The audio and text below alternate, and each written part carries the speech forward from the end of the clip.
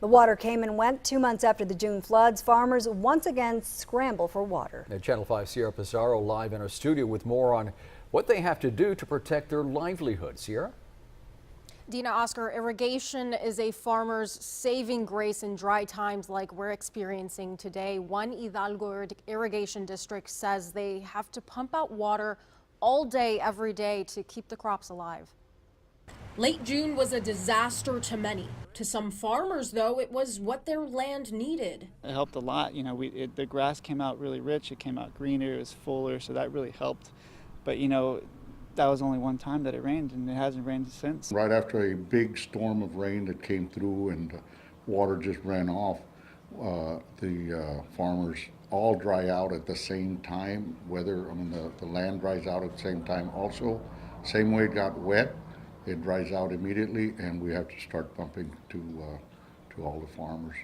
Joe Aguilar is the general manager for Hidalgo Irrigation District 6. He says their water pumps work 24/7 now that the burning heat won't give way. We've been pumping water for farmers day and night. So our main concern is delivering water to their crops, citrus, vegetables, and haying business. David Reed is a hay farmer in McAllen. Almost each step on his property is a crunchy one. When it's drier, the land doesn't soak up the water as much, so we have to use more water because it's so dry. Reed is one of the thousands of farmers in need of water in the valley. Without H2O, there's no food for his animals. It takes a toll on my productivity. The grass doesn't grow as green. It doesn't grow as full. It's not as rich as it is because of the drought. So we have to regularly irrigate and keep up with it. But that becomes tough too because everyone else is wanting to irrigate. There's a big demand for water. Aguilar says the battle for water will ease as soon as the next rain hits. We also checked in on how some cities are doing with water. It turns out they're not too worried. Mission and McAllen tells us they are in drought level 1. That means residents there are encouraged to save water voluntarily. It's not a necessity yet. Now, where do our valley counties stand on the state drought map? For that, we toss it over to our chief meteorologist, Tim Smith.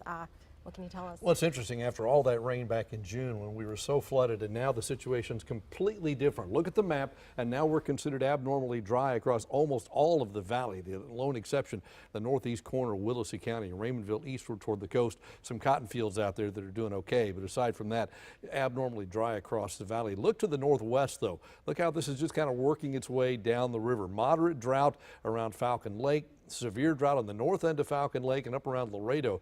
Extreme drought, and that's just kind of oozing down the river with each update. Of course, our next update will come in on Thursday, so we'll see how that changes, but odds are that deep red is going to push closer and closer to the valley.